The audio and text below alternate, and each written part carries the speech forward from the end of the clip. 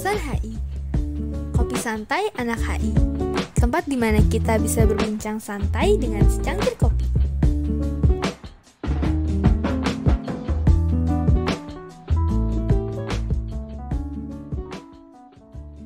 Assalamualaikum warahmatullahi wabarakatuh. Hai, apa kabar semuanya? Kembali lagi di Kosan HI, Kopi Santai Anak HI. Tempat di mana kita bisa berbincang dengan secangkir kopi. Bersama gua Randika Sudrajat di sini, seorang mahasiswa Ilmu Hubungan Internasional Universitas Al-Azhar Indonesia, angkatan 2019, yang bakal nemenin kalian di episode kali ini. Nah, di episode keempat ini, kita nggak sendirian. Kita kedatangan bintang tamu yang luar biasa, Masya Allahnya nih Bang Armor nih.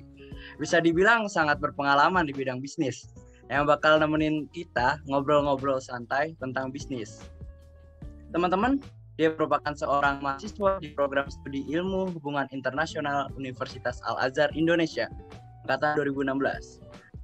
Walaupun begitu, statusnya sebagai mahasiswa aktif tidak menghambat Bang Armor nih buat berbisnis.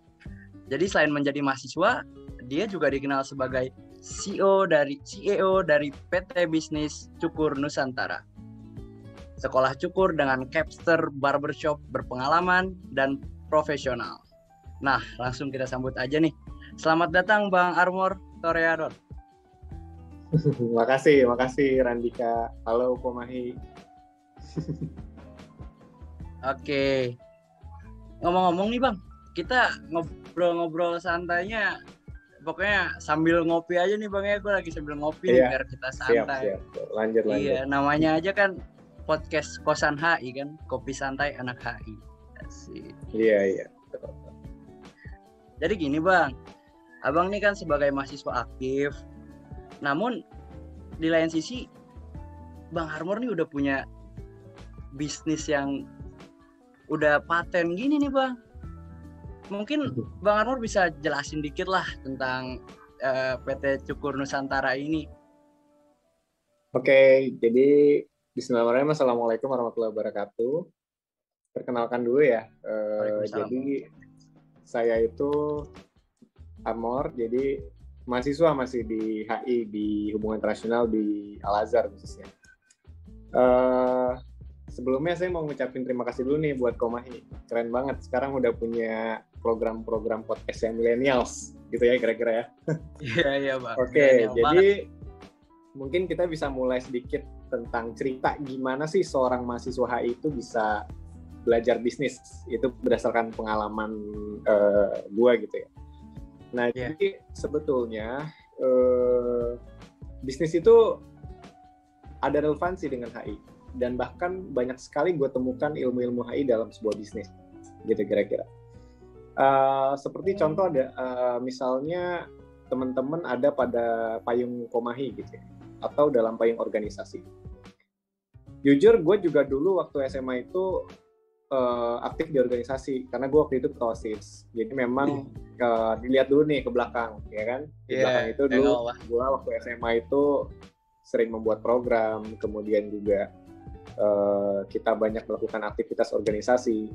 Nah, that's why itu sangat relevan dengan HI. Apa relevannya? Coba, apa relevannya dengan bisnis? Jadi sebetulnya bisnis itu adalah manage people. Jadi kita akan mengelola SDM atau manusia yang ada di sekitar kita. Mungkin kita punya bawahan, kemudian kita punya partner bisnis, gitu. Nah, sama dengan organisasi. Di dalam organisasi itu kita manage people. Bagaimana ketua bisa mengelola bawahan, gimana bawahan bisa cekatan untuk menerima informasi dari atasan.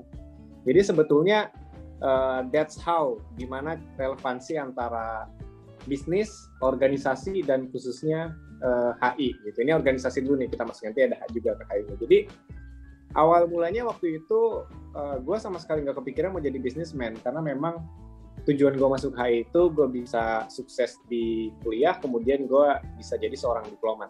Gitu. Tapi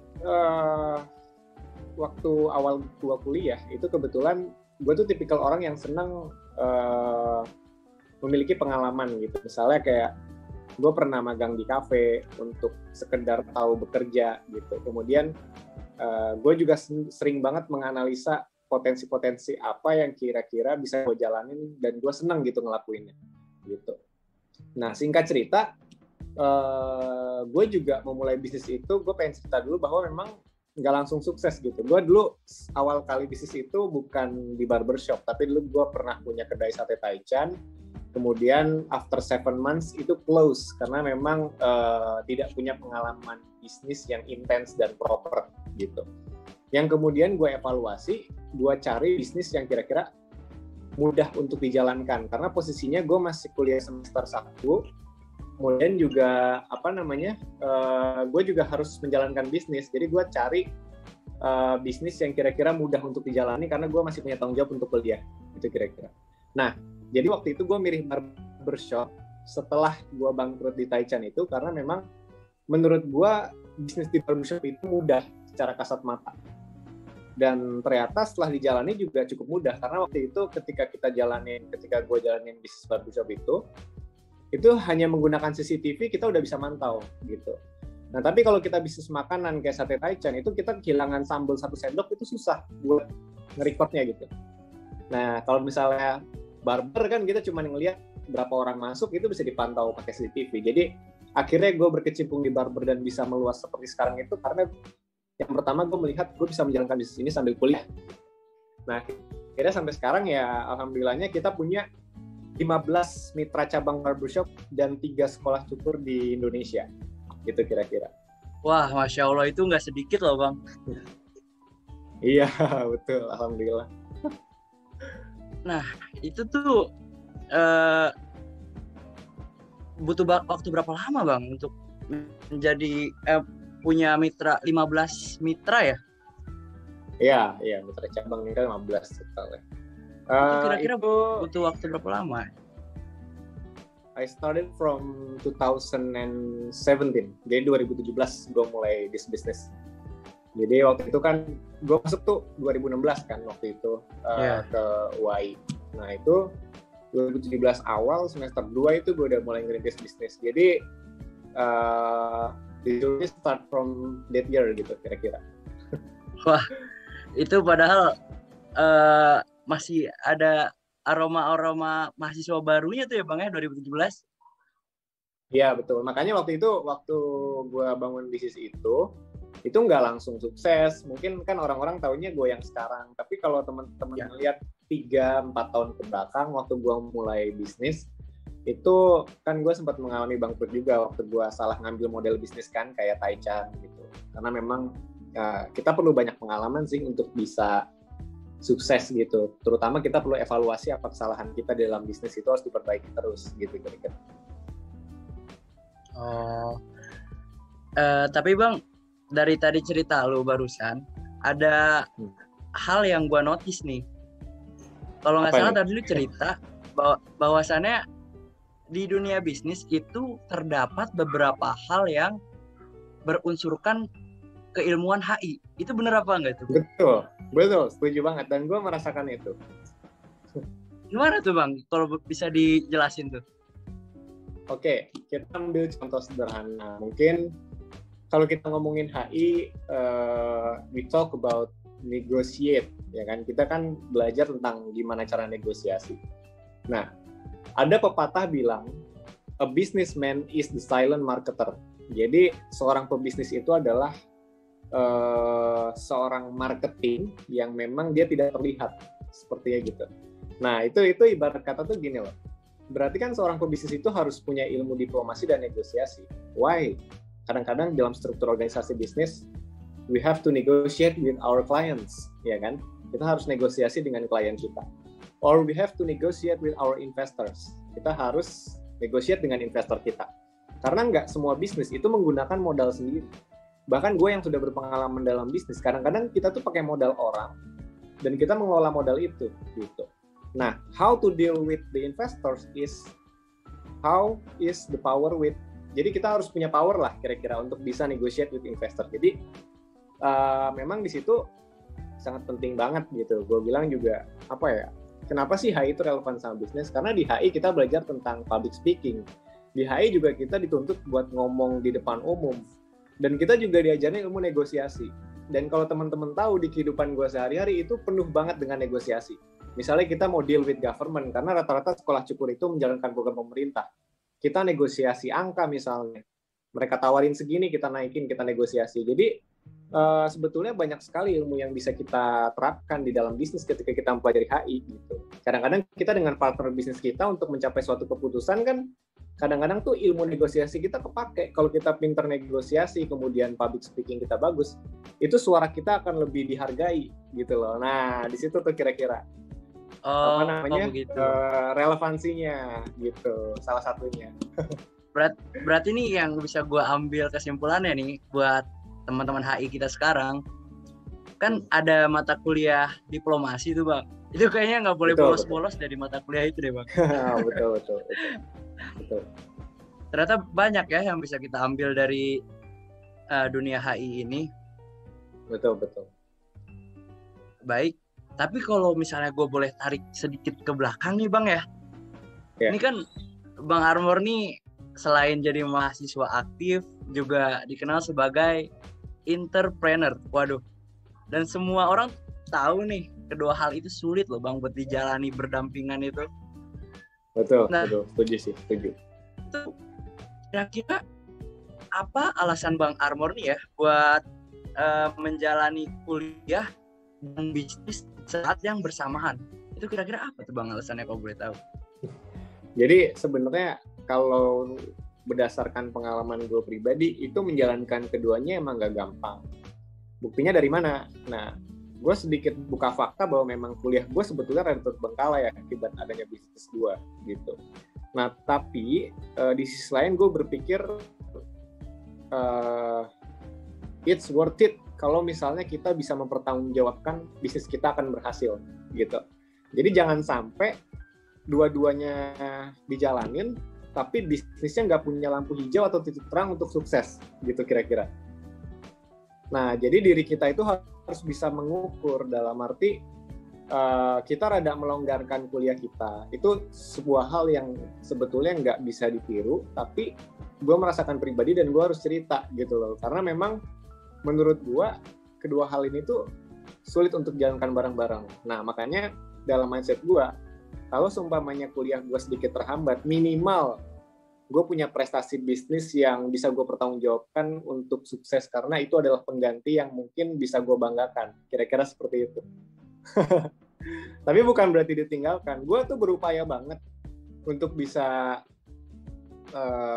tetap melanjutkan kuliah gue, bahkan sampai lulus. Gue punya komitmen di situ. Tapi memang terkadang dua hal itu nggak bisa jalankan bersama dalam waktu yang bersamaan. Kadang gue ada Zoom kuliah, tapi kadang juga ada Zoom with clients atau mungkin bawahan gue gitu.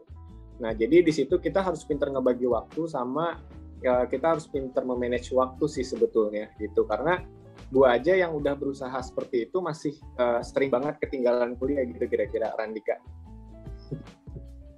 Oh, jadi begitu ya Bang. Berarti emang benar harus ada jaminan lah ya.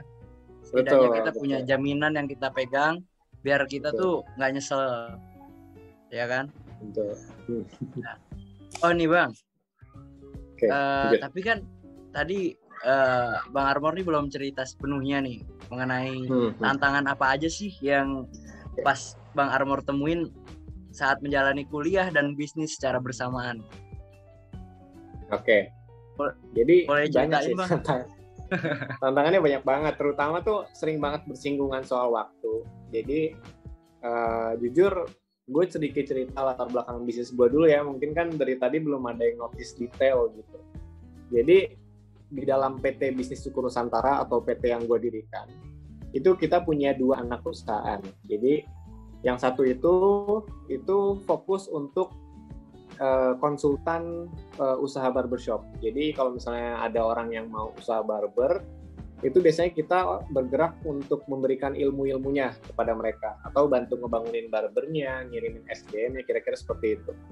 Nah, yang kedua itu adalah anak perusahaan yang kita namakan sebagai sekolah cukur atau kita sebut gampangnya itu Barber Academy, di mana di dalam perusahaan ini kita itu banyak mengajarkan pelatihan bagi para pengangguran. Nah, pengangguran itu nanti kita beri skill dan kemudian kita salurkan kerja gitu.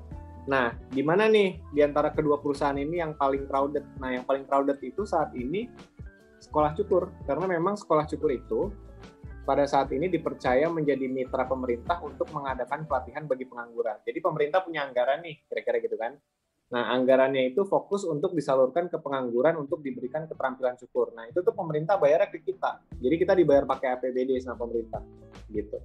Nah, jadi sebetulnya kenapa sih tantangan seperti apa sih yang gue rasain? Kenapa sih itu begitu sulit gitu? Karena memang ketika kita bekerja sama dengan pemerintah, itu kita bisa dibilang full project atau kita punya banyak waktu untuk harus standby, bisa dibilang seperti itu, karena memang ini mempertanggungjawabkan uang negara kan gitu, karena kita dibayar sama pemerintah itu pakai uang APBD itu berasal dari pajak rakyat yang otomatis juga kita sebagai pelaksana program itu punya tanggung jawab untuk memberikan output terbaik gitu.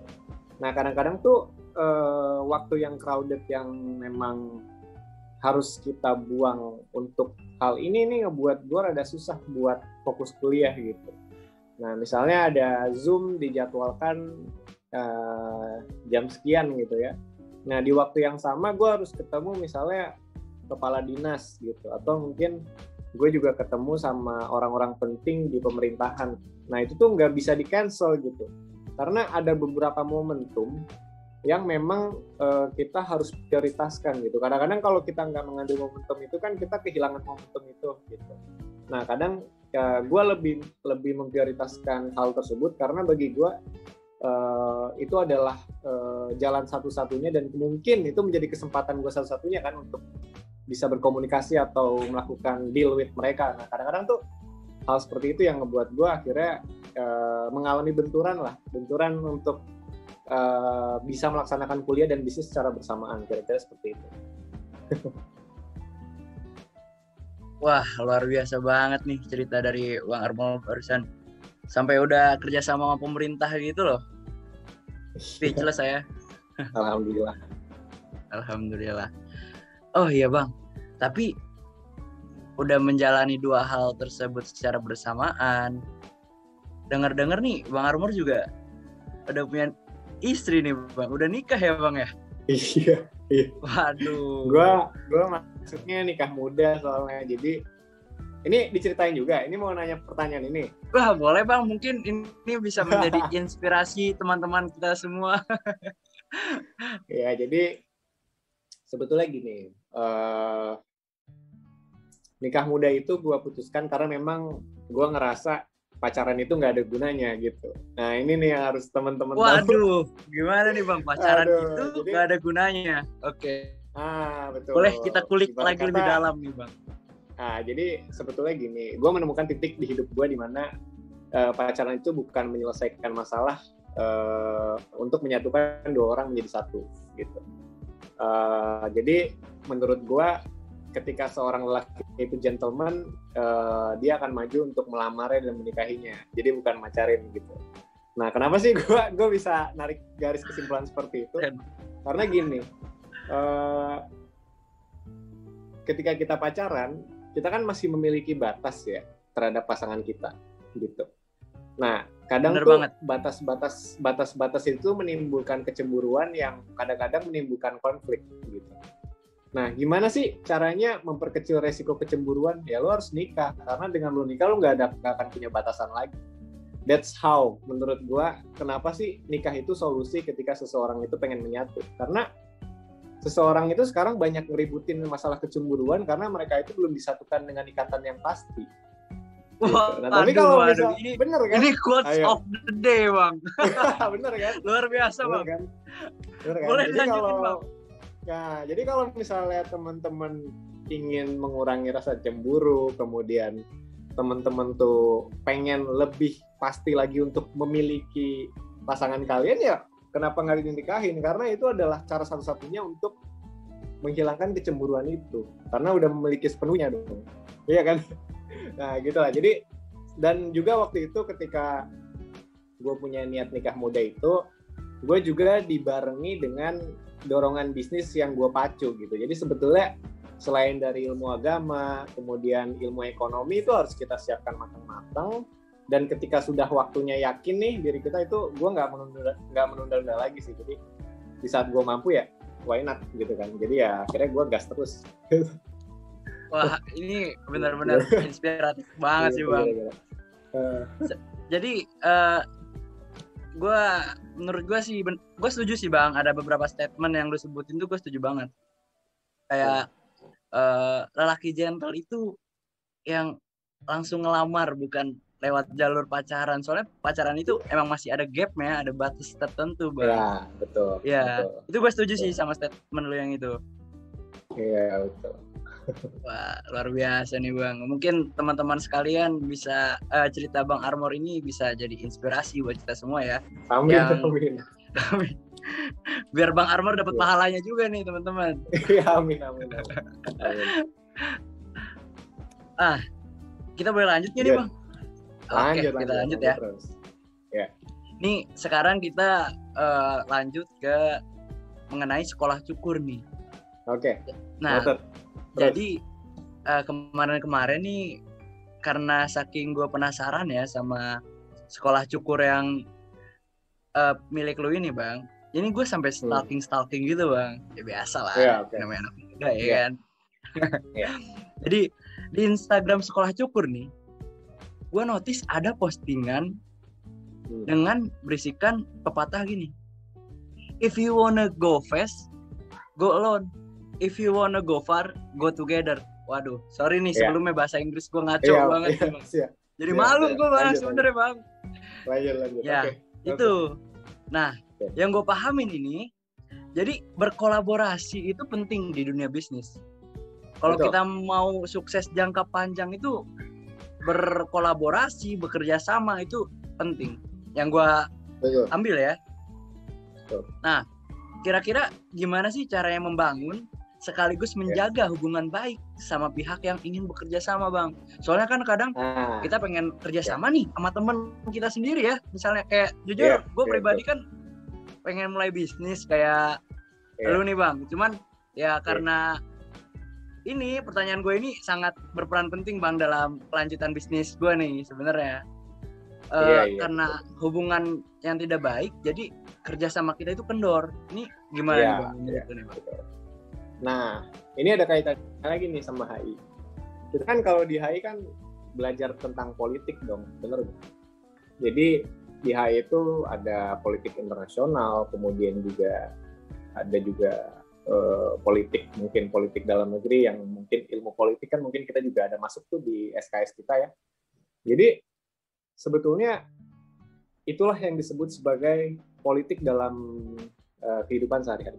Jadi that's how we communicate with orang-orang di sekitar kita, atau mungkin kita punya kepentingan. Nah, kita ngomongin kepentingan misalnya. Di dalam sebuah bisnis, terutama kalau seperti gua ya, ini kita kan berarti ketika gua ingin punya target, kita punya kepentingan, kita akan menjalankan sisi politik kita. Politik ini dalam arti apa? Kita akan seolah-olah tuh melakukan pendekatan untuk bisa deal with government misalnya. Itu terjadi di dalam realita yang gue alami. Makanya ada pepatah atau kalimat yang menyatakan bahwa pengusaha itu pasti berkolaborasi dengan penguasa. Jadi ada pepatah yang bilang itu bahwa pengusaha itu pasti berdampingan dengan penguasa. Nah, contoh aja, mungkin pernah dengar cerita, media itu dibayar sama pengusaha yang misalnya latar belakangnya partai politiknya ABCD gitu misalnya. Nah, pengusaha ini punya kepentingan. Pengusaha ini dia latar belakangnya orang politik, pasti dia akan bayar media untuk memperbaiki citra dia. Nah, itulah yang disebut pengusaha itu pasti bekerja sama dengan penguasa. Nah, makanya kalau misalnya tadi kita bilang gimana sih cara menjaga hubungan baik, atau mungkin gimana sih cara kita mencapai target kita, nah itu memang ada sisi politik yang memang dijalankan oleh seorang pengusaha pastinya gitu. Apalagi seperti gue udah deal with government, dan teman-teman tahu birokrasi di Indonesia itu berbelit-belit gitu kan. Misalnya sekolah cukur mau masuk ke dinas ABCD misalnya, itu tuh ada orang dalam yang misalnya mereka minta persenan misalnya. Nah, itu hal-hal seperti itu kalau misalnya kita nggak punya ilmu politik, kemudian kita nggak punya ilmu negosiasi yang tepat, kita juga nggak tahu gimana caranya berdiplomasi di dalam dengan government, kita nggak akan bisa untuk masuk ke government gitu. Jadi misalnya nih Randika, coba Randika bandingin sekolah cukur punya saya dan sekolah cukur lainnya. Rata-rata itu kita adalah sekolah cukur pertama yang masuk ke government. Bahkan kita satu-satunya sekolah cukur yang menjadi mitra government. Kenapa? Karena belum tentu semua pengusaha itu punya ilmu politik untuk bisa masuk ke government. Itu. Nah, itu pembedanya. Itu kalian harus dengar teman-teman. Itu yang yang bagi kalian yang males-malesan belajar ilmu politik tuh harus sadar secepatnya deh. Soalnya ternyata itu yang membedakan PT Bisnis Cukur atau sekolah cukur milik Bang Armor ini dengan sekolah cukur lainnya. Soalnya punya Bang Armor, sekolah cukurnya udah masuk government. Wah, luar biasa. Makanya kita tagline-nya itu sekolah cukur negeri. Makanya that's the difference. Jadi diferensiasi kita itu adalah mungkin lo semua bisa bangun sekolah cukur, tapi the one who deal with government is us. Gitu. Jadi, gitu. Luar biasa, Bang. Nah, itu salah satunya itu adalah peran dari si owner, karena biasanya yang deal with government itu gue langsung. Gitu. Jadi itu sangat penting sekali negosiasi, diplomasi, apalagi kalau misalnya nih kita udah bermain sama orang-orang politik. Misalnya kita lihat penguasanya pada saat ini partai A. Nah, sekolah cukur misalnya kalau masuk ke ranah itu berarti kita harus pepet partai A. Nanti ganti kekuasaan supaya sekolah cukur dipakai lagi, kita mulai pepet ke partai B. Nah, itu bergulir tuh. Itu gue ngerasain karena tipikal bisnis yang gue jalanin sekarang itu berdampingan dengan pemerintah. Jadi gue harus tahu informasi up to date tentang perjalanan atau skenario politik pada saat ini, terutama dengan pemerintah yang bekerja sama dengan gue gitu. Misalnya nih nanti berganti kekuasaan, gue sebagai pengusaha harus bisa mulai prediksi kira-kira pergantian kekuasaan ini orang selanjutnya siapa. Berarti gue udah harus mulai deketin tujuannya apa supaya sekolah cukur dipakai misalnya gitu. Nah itu tuh maksud gue, kesinambungan antara HI dengan bisnis itu yang gue rasain secara real gitu, karena ada politik di dalamnya gitu. Dan bisa jadi kan sering banget nih kejadian pengusaha jadi menteri, kemudian pengusaha jadi orang politik, itu sering banget. Dan gue tuh udah ngerasain gue hampir kepada titik itu gitu. Nah makanya kita juga harus hati-hati, ya kan, harus hati-hati, tapi juga kita harus punya target. Nah rata-rata pengusaha itu dia akan mendukung orang-orang yang menguntungkan dalam segi bisnisnya, itu yang disebut sebagai kepentingan. Nah itu di HI juga ada relevannya lagi kan. Misalnya Indonesia punya kepentingan dengan Amerika, ya kan, pasti dia secara nggak langsung coba untuk pitching gitu kan. Nanti misalnya di konferensi atau mungkin pada saat duduk bersama tuh di pertemuan antar negara, Indonesia mepet ke presidennya, Pak Jokowi misalnya mepet ke Donald Trump di periode lalu gitu kan. Jadi sebetulnya ya itu negosiasi dan kepentingan. Sama, saya juga pengusaha, saya punya kepentingan dengan pemerintah. Berarti caranya adalah we do pitching, pasti kita melakukan pitching ke mereka, ke orang-orang yang kita jadiin target. Ya karena itulah kita punya kepentingan dan kita harus menjalankan aspek politik kita untuk sampai target ke sana. Gitu.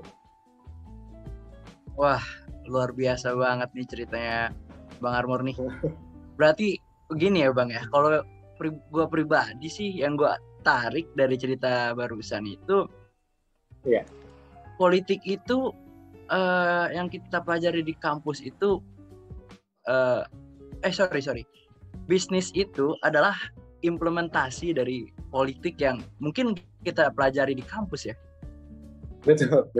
Ada beberapa hal yang berkaitan dan berkesinambungan ya Bang ya.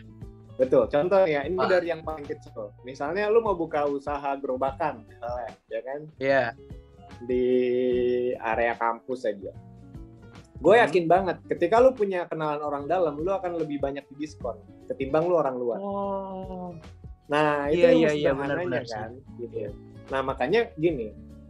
Kita di hubungan internasional itu bahasa Inggrisnya kan relations, international relations kan.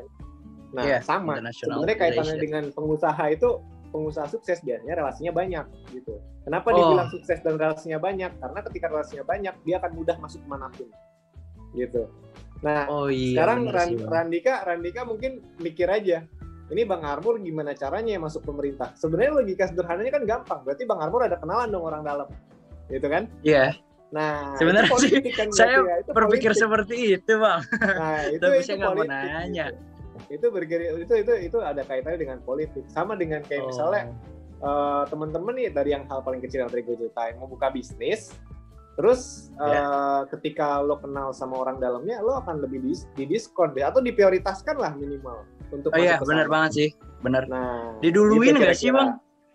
Betul. Atau gini deh, minimal ada salah satu mahasiswa yang dia dekat buat sama dosen, nilainya bagus. Nah, itu berarti emang politik dia. Wah, itu gua banget sih, Bang, sebenarnya, Bang. Jadi sebetulnya kayak ya itu dalam hal kecil, contoh-contoh seperti itu sudah melambangkan adanya keterkaitan antara HI dengan kehidupan sehari-hari, kira-kira seperti itu. Oh, baik, Bang. Nih, sebentar ya, Bang, gua seruput dulu nih kopinya, bentar ya, Bang. Seruput. Biar enak nih kita ngobrolnya. Yeah. Nah, oke, Bang. Tapi gini, Bang, sekarang kan di masa pandemi ya, Bang ya? Yeah. Pandemi COVID-19 yang udah berangsur-angsur lah dari tahun 2019 sampai 2021. Nah, ini kan ya Abang tahu sendiri lah, mungkin semua orang tahu banyak pengusaha yang bangkrut, mengalami kesulitan untuk survive di masa pandemi ini. Iya. Jadi menurut Bang Armor nih, untuk pengusaha yang ingin jadi pengusaha atau pengusaha pemula ini, apa sih peluang bisnis yang bisa didapatkan yang berpeluang besar di masa pandemi ini? Kira-kira apa ya, Bang? Jadi sebetulnya hampir semua sektor ya, pada saat COVID-19 itu masuk di Indonesia itu hampir semuanya kolaps. Bahkan kita bisa ngelihat di berita, mungkin Pizza Hut, kemudian KFC, itu dalam kuartal terakhir itu dia mengalami minus omset atau tidak sebagus dari omset sebelumnya gitu kan. Kemudian kita juga banyak ngelihat kayak perusahaan-perusahaan besar, Giant juga tutup kan, karena memang mungkin dia bertahan pada masa COVID itu lumayan pandemi. Nah, jadi sebetulnya kita harus pintar-pintar membaca peluang sih. Dalam arti gini, mungkin kalau di barbershop itu juga salah satu yang paling terkena dampak, karena di barbershop itu karyawan bersentuhan langsung dengan customer dan customer akan takut datang ke barber gitu kan. Tapi sebenarnya kalau misalnya kita cerdas sebagai pengusaha, kita pasti akan cari cara untuk bisa keluar dari zona itu. Misal ya, kalau gue secara pribadi itu gue shifting to home service. Jadi gue aktivasi barber delivery ke rumah gitu. Nah, jadi inovasi-inovasi itu memang ada di tangan bisnismen gitu. Kalau misalnya teman-teman gak inovasi mengikuti tren, kemudian mengikuti solusi dari pandemi yang sedang terjadi, itu teman-teman akan sulit keluar. Tapi ketika teman-teman punya ide, kemudian teman-teman dapat solusi yang sekiranya bisa dilakukan selama pandemi, itu biasanya survive gitu. Contoh konkretnya adalah pada saat waktu itu COVID pertama kali, pada saat di lockdown itu bulan Maret atau April, itu kan barbershop mengalami penurunan omset yang lumayan tinggi, bahkan gue sampai PHK hampir 30% karyawan gue yang ada di barber gitu. Nah, cuman ketika kita berusaha, kita sudah mem-PHK nih, kemudian kita tetap mau mengupayakan perusahaan ini berjalan, ya kita harus inovasi. Dengan contohnya misalnya gue aktivasi baru delivery yang tadi gue bilang. Jadi memang tingkat kebangkrutan itu bisa diminimalisir lah dengan kita melakukan inovasi gitu. Minimal kita survive, benar kata Randika tadi. Nggak profit tapi survive lah gitu, atau profitnya kecil tapi survive gitu.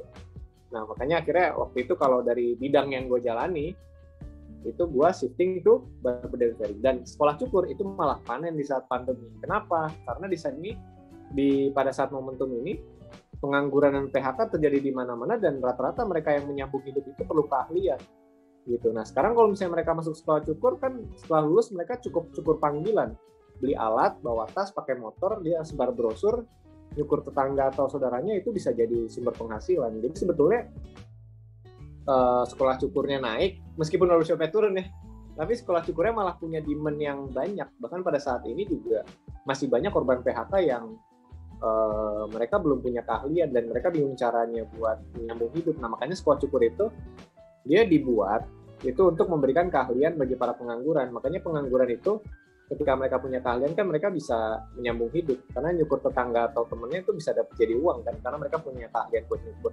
Gitu sih kira-kira kalau di bisnis gue. Wah, keren banget sih. Mungkin kita bisa belajar banyak lah dari cerita Bang Armor barusan ya. Nah, terakhir nih Bang. Oke. Kira-kira mungkin Bang Armor ada pesan buat teman-teman HI yang mau memulai bisnis. Mungkin Bang Armor ada sepatah dua patah kata gitu kan, biar makin jos nih teman-teman kita nih. Yang penting sih kalau menurut gua, don't forget to execute, karena biasanya orang-orang itu dia punya ide, dia mau mulai bisnis tapi mereka nggak berani untuk menjalankan gitu. Nah, yang akan berhasil itu rata-rata yang mengeksekusi, bukan yang memberi ide saja gitu. Kadang-kadang kita punya ide tapi kita nggak eksekusi, bisnisnya nggak akan jalan. Atau mungkin udah dieksekusi, rugi, ya itu resiko.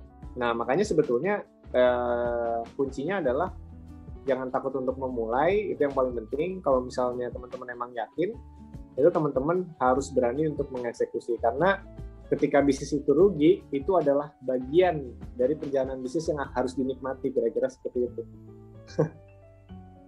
Gitu. Wah, luar biasa. Itu kalian harus dengar, teman-teman. Dan ini jujur pribadi, gue pribadi ini banyak loh yang bisa diambil dari cerita lu nih Bang, buat inspirasi gue untuk kedepannya lah.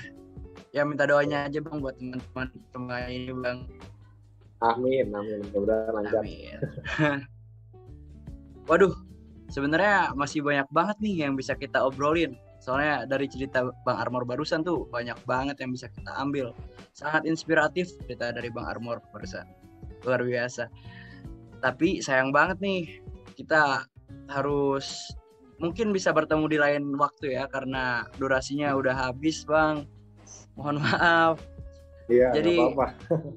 Terima kasih banyak nih ya Bang, udah bisa nemenin kita ngobrol-ngobrol tentang bisnis di episode kali ini. Ya, sama-sama. Mungkin teman-teman banyak bisa mengambil hal dari segala perspektif ya. Soalnya tadi Bang Armor cerita banyak yang bisa kita ambil guys. Misalnya dari nikah muda ya kan, salah satu yang saya notice itu jadi inspirasi utama saya sebenarnya. Mungkin banyak hal lainnya. Oke, terima kasih ya Bang Armor. Ya, sama-sama. Ya. Juga buat semuanya udah diundang. Sorry nih kemarin waktunya jadi mundur-mundur, soalnya kebetulan lagi sering keluar kota juga, jadi susah nyetetin jadwal. Iya, nggak apa-apa Bang Armor. Iya. Alhamdulillah, semoga sukses terus usahanya ya Bang ya. Iya, makasih. Nah teman-teman, jangan lupa untuk tetap stay tune di channel YouTube dan Spotify Komahi UAI. Kalian juga jangan lupa nih untuk follow IG Komahi, yaitu @komahi_UAI. Karena di sana nih penuh dengan konten menarik dan informatif deh pokoknya. Sayang banget deh kalau kalian lewatin. Nyesel, ntar nyesel aja. Oke, teman-teman, sampai jumpa lagi di episode berikutnya. Semoga kita bisa bertemu kembali. Semoga Apartemen Messi masih membutuhkan saya di sini. Saya Radika Sudrajat, harap undur diri. Assalamualaikum warahmatullahi wabarakatuh.